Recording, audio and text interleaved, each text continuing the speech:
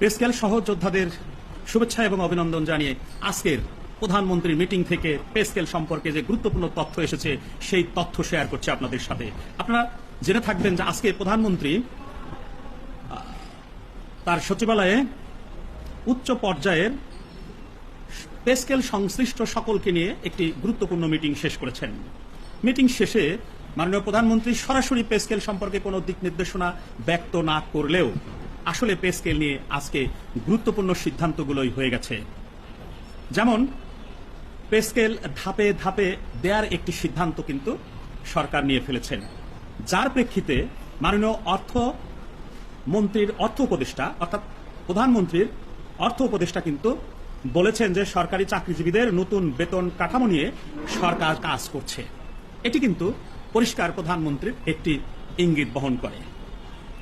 সুতরাং pay scale নিয়ে আমার মনে হয় তেমন কোনো সংশয় নেই, কারণ দেশে যদি এই মুহূর্তে বৈশ্বিক সংকট না থাকতো, অর্থ সংকট না থাকতো, এই চ্যালেঞ্জগুলো যদি সরকারকে মোকাবেলা করতে না হতো, আমি দৃঢ় বিশ্বাস করতাম আজকের মিটিংয়েই একটি ফয়সালা হয়ে যেত।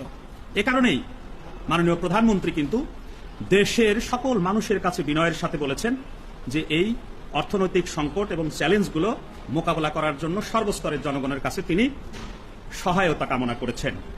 আসুন সবার আগে দেশ এবং দেশ গড়ি, দেশকে বাঁচাই, তারপরে নিজেদের বাঁচার প্রচেষ্টাকে অব্যাহত গতিতে এগিয়ে নিই।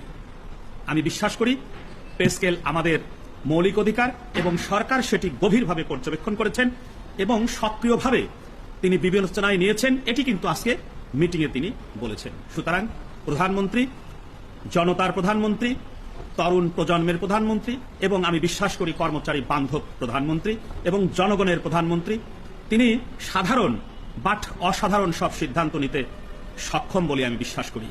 সুতরাং এই মুহূর্তে সরকারের বিরুদ্ধে পে স্কেল নিয়ে আমার মনে হয় মাঠে নামা খুব একটা যৌক্তিক হবে না। সুতরাং আগামী বাজেট পর্যন্ত সরকারকে সময় দিন এবং স্ব জায়গায় যার যার দায়িত্ব সুন্দরভাবে পালন করুন। তবে পে স্কেল নিয়ে আমাদের অফিসিয়ালি যে প্রোগ্রামগুলো আছে সেই প্রোগ্রামগুলো চলমান রাখার পক্ষে আমি মতামত ব্যক্ত করছি। আশা করি নেতৃবৃন্দ এই বিষয়টি ভেবে দেখবেন। আসসালামু আলাইকুম, আল্লাহ হাফেজ।